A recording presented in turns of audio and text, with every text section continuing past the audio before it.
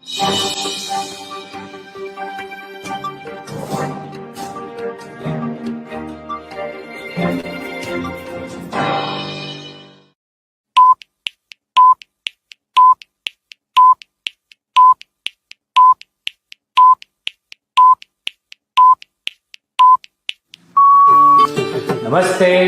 my name is Amish Tripathi and I am the director of the Nehru Centre, London. Now, some may think of Nehru Centre as just this beautiful fine building, and it is a fine building, no doubt. We have a wonderful art gallery out here. We have an awesome auditorium on the first floor with a capacity of 100 to 120 people right here in the heart of central London in Mayfair. But the Nehru Centre is a lot more than this fine building. The Nehru Centre is also an online platform. We are available on Twitter, on Facebook, on Instagram and on YouTube. And so the Nehru Centre is actually wherever you want it to be. Of course, we'd love for you to come to the physical events that we organize out here when we do organize them. But do join all our online platforms as well. This is a hybrid world. We are going to have offline physical events and online events as well. So do join our online platforms and do keep giving us feedback of what you think of it. We'd love to host you out there. We'd love to hear what you think of our events, and do keep sending in your suggestions as well. We do keep imbibing and learning from the feedback that you give to us to give you programs that you guys might enjoy. Thank you so much for your kind attention. Namaste. Jai Hind.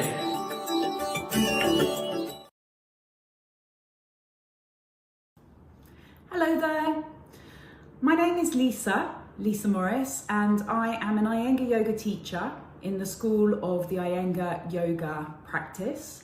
I'm a level 3 teacher, and today I'm going to be talking to you about mobilizing the head, neck and shoulders, a little bit of the upper back, in order to feel freer and firmer, and perhaps stretch out some of those difficult areas that cause us sometimes pain, strain, or just aches in this area.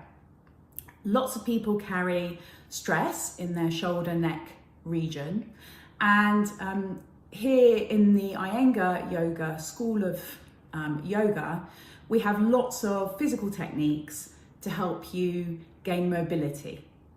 So if you'd like to join me, I suggest that you might want to use a yoga strap, which I have here, but you can substitute this for any piece of cloth, a sock, a scarf, anything really. And some people have those stretchy belts. It's better to have something a bit more firm. So another belt that you use for your trousers is fine. I am going to be using the mat as well. And we will start by sitting and doing an Om chant 3 times, and then moving on to the shoulder neck region. I hope you enjoy it, and get yourself ready. You can pause this at any time and get yourself ready, and then you can restart. So without further ado, let's get started. I'm just going to show you that if you don't have a mat and blocks, that you can use the chair to start on. And if you are going to start on the chair, please sit with your feet apart, perched on the edge there.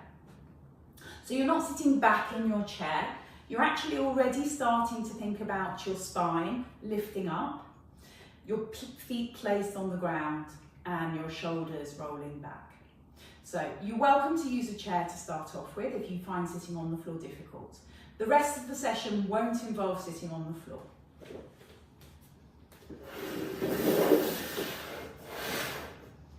So I'm going to sit on these 2 foam blocks. Some of you will be familiar with these foam blocks, and many of these props were developed as a response to the Iyengar method, which often uses props to help us.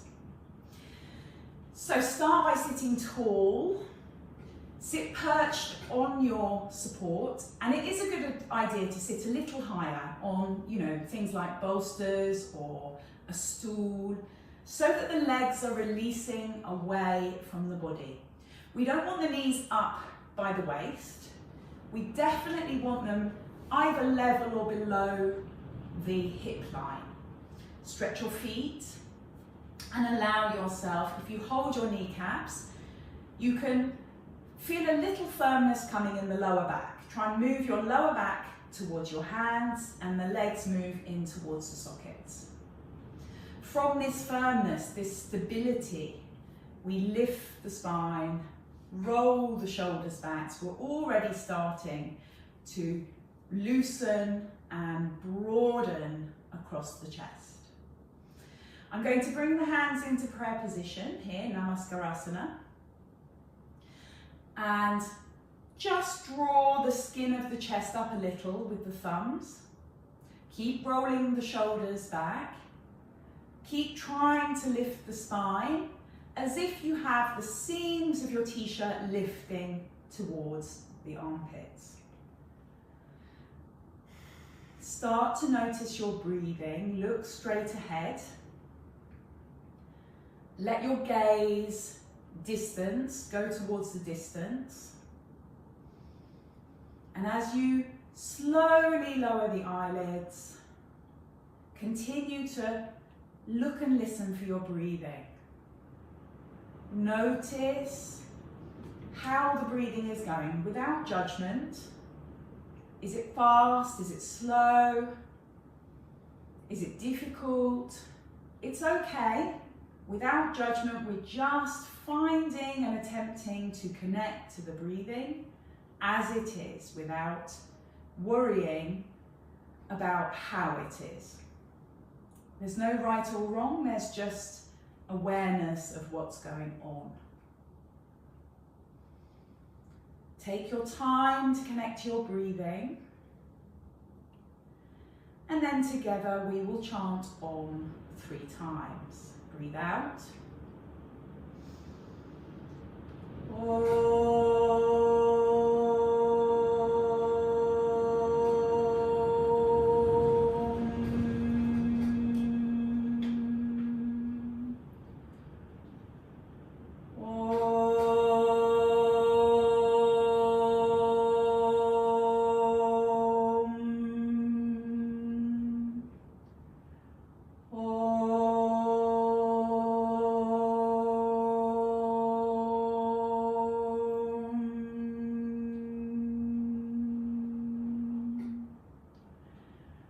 On your next exhalation, release the head, the back of the neck down without losing the lift of the chest. So keep the heart and chest open and lifted.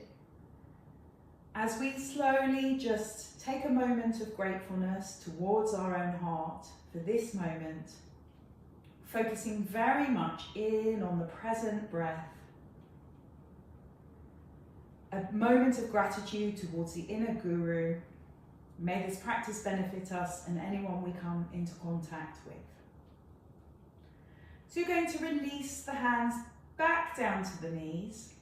Let's roll the shoulders back, forwards, up and backwards.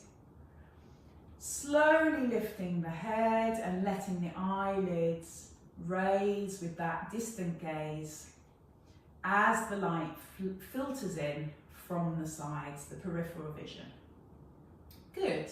Now if you're still sitting, if you're on a chair, you may stay there, and the rest of you, if you're sitting like this, change the crossing of the legs, let the knees go down, stretch the feet.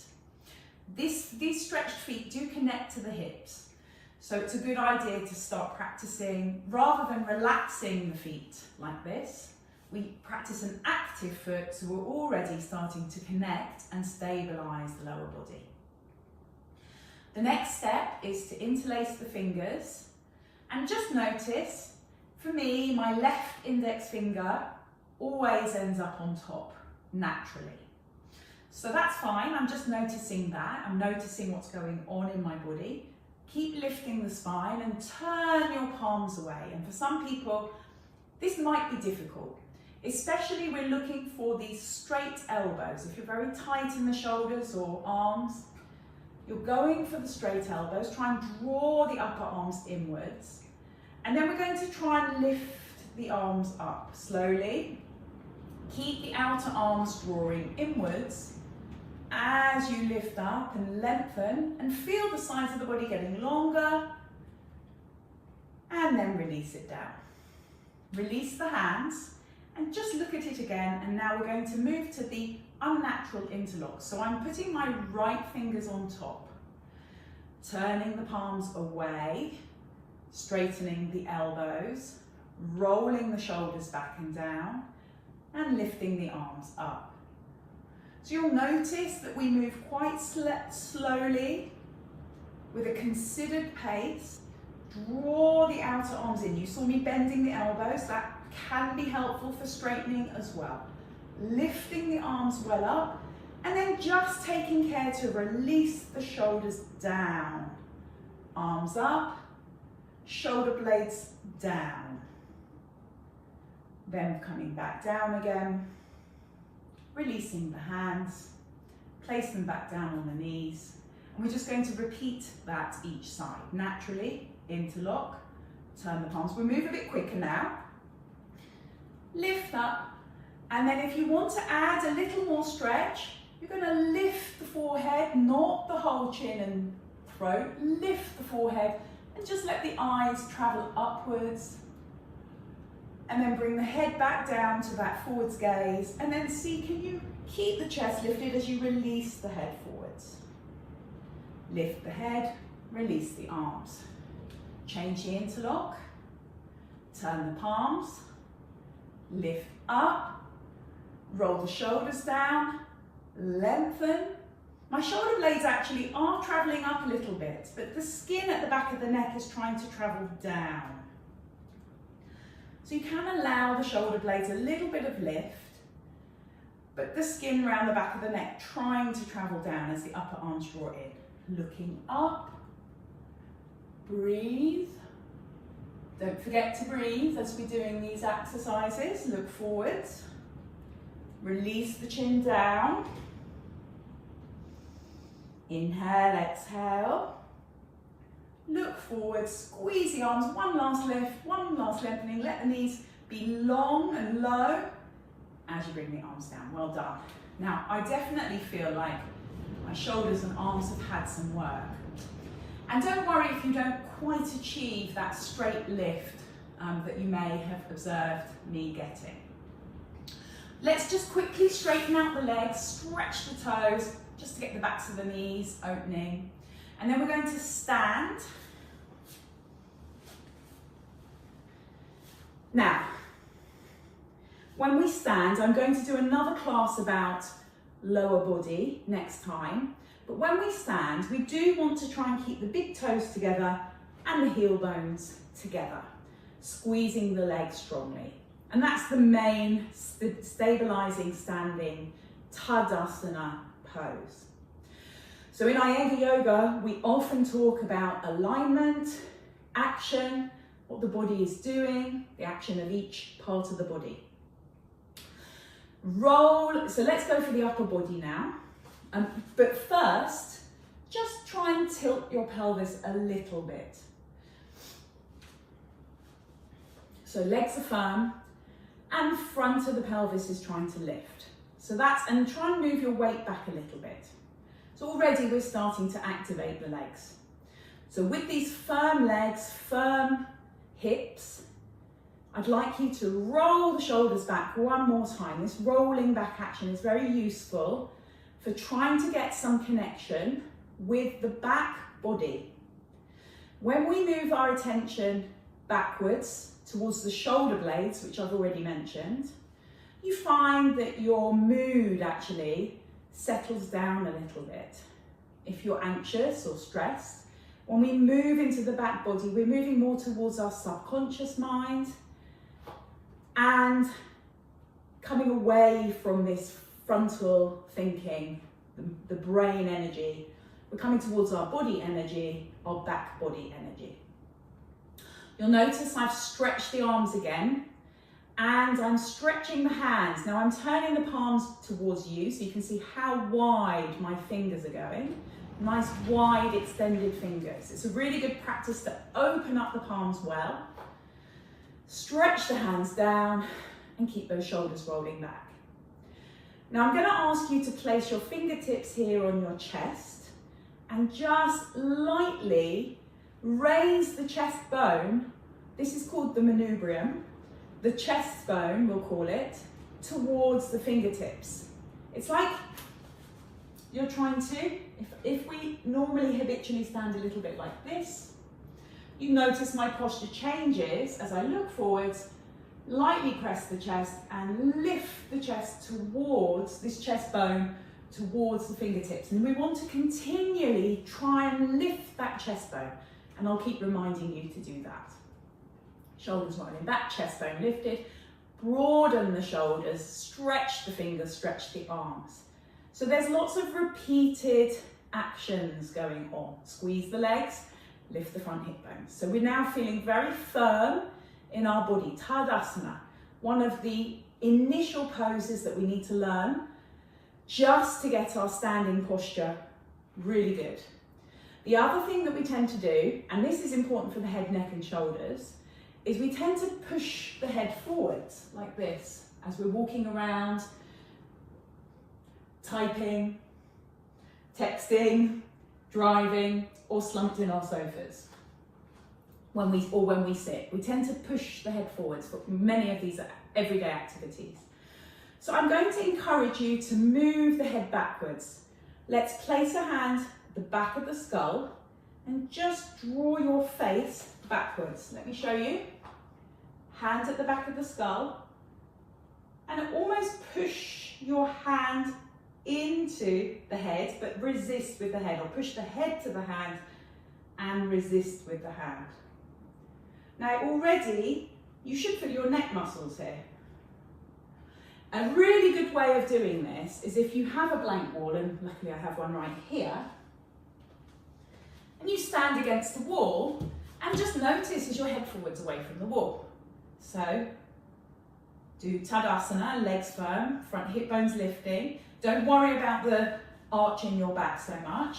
Stretch your arms down and bring your head back. Roll your shoulders back. So notice this is actually quite hard work to stay against the wall with the legs, the shoulders and the head. And actually I could advise you to do that every day.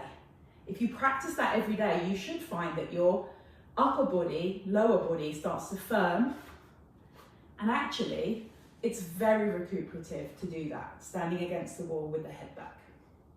So now we've settled into our Tadasana. I'm going to ask you to lift the arms again, but this time I'm going to step back so hopefully you can see the ends of my fingertips. Lift the arms with that really open palm. Palms facing one another, and you're trying to again squeeze the arms up. Now I mentioned the belt.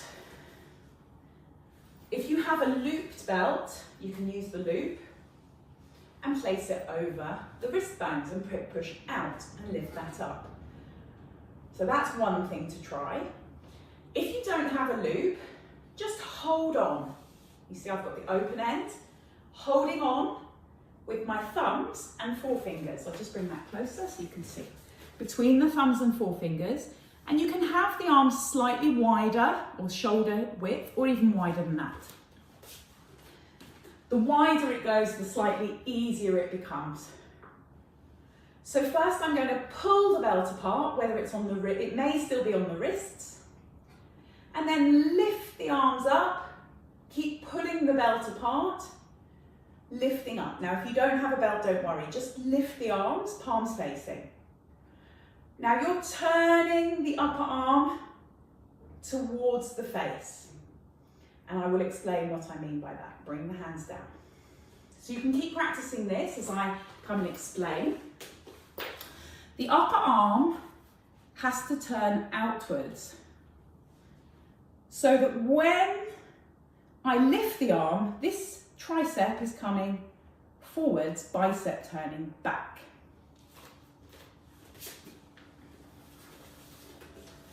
Let me show you how to assist that process. We're going to try a pose called Gaumacastna. Hopefully you've been lifting and lowering your arms repeatedly, or you can hold up here as well for a while, with or without the belt. We're going now for the right arm. This is my right, so I'll go on this side here. Left arm for me, right arm for you. Extend again to the tips of the fingers. And now touching the nape of the neck behind you, reaching for the space between the shoulder blades. Go as low as you can. And then we're going to assist the arm by lifting the elbow up. Now I talked about the rotation. So you're going to bring the outer arm and turn it in towards the thumbs. Fingers on the outside, thumbs on the inside. Turn the hand, turn the upper arm in with this opposite hand. Release. Now we're going for the lower arm action in Gaumacastna. That's the upper arm action. The lower arm action is take the arm up, turn the thumb down, and swing this arm up the back. And when I come up the back, I'm trying to reach up as high as I can to the same spot between the shoulder blades. Just try and bring it in. And again, you can use the other arm to assist, bringing that in. I'm changing arms because hopefully you're doing the same arm. Now, once this arm is in, we can once again lift the right, turn the thumb back, touch the nape of the neck, and if you're lucky, you can catch. For those of you who are having struggle catching, this is where the belt again comes into our conscious action. When the belt is placed on the shoulder, it can really help with stiff shoulders. So what we do is we catch the belt, the sock, or whatever you have, and pull those elbows apart. Remember not to forget this turning action of the upper arm, and you can press the back of the lower arm into the spine and release. Let's go for the other side. Left arm up. Touch the nape of the neck. Thumb back, touch the nape of the neck. Lift the elbow. Feel the tricep. Turn the upper arm in. And then release. Swing the right arm up the back, and it's the back of the hand that slides up. Press the back of the hand to the spine, and now we're going to assist it in with the other hand. It's like you're trying to wave at the other side and then slide the hand up. Lift the opposite arm, turn the thumb back, turn the upper arm towards the face as you reach down, and maybe you'll catch. Or the belt can be on your left shoulder and you can pull the belt apart. Just breathe when you're in the pose and work on the lower limbs, so that squeezing of the legs, the lifting of the front hips, and release. Good.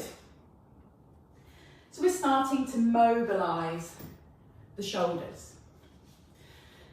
Now, to stretch across the shoulders, we're going to do an arm pose called Eagle, Garudasana.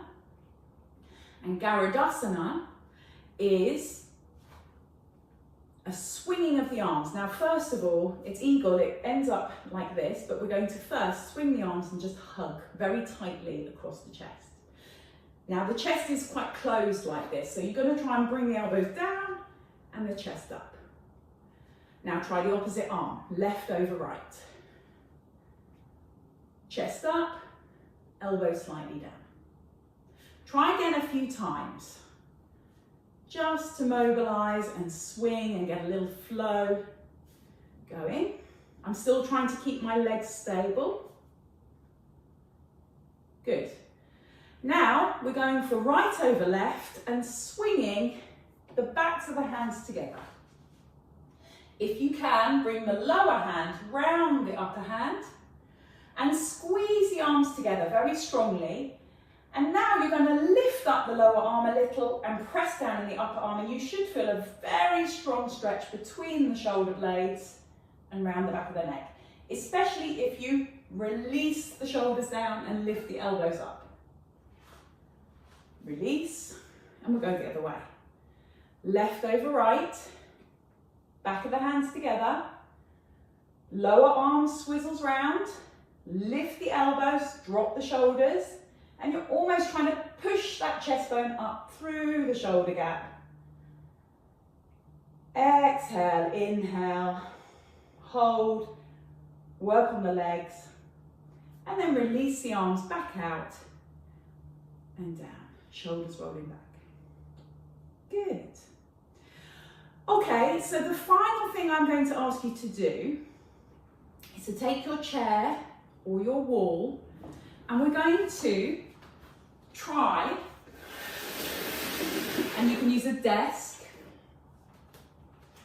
we're going to try and walk backwards away from the chair. So we're going to open up this joint, the armpit joint, and we're going to do it just by walking away a little and then releasing the legs back. Now I'm a bit close to my chair, so the more I can stretch myself away, I'm still looking forwards, fingers up, abdomen lifting, strong legs. Try and release the chest down a bit. Now I'm trying to go lower and lower with my chest without bending my knees. And then look up and see if you can do it some more. Notice I'm not gripping with my hands. I'm actually using my wrist bones on the edge of the chair. Look up and walking. Good. I'm going to show you the wall variation as well. So I'm going to try and do it here so you can see me better. We're going to walk back, press, now you can see my hands on the wall. And again, we're just bouncing the chest, pressing the wall. This is a really good exercise for opening up the arms. And so what you might want to do now is lift the arms again and just see, is there a little more freedom coming in this lifted arm action? For me, it feels a little lighter and a little easier.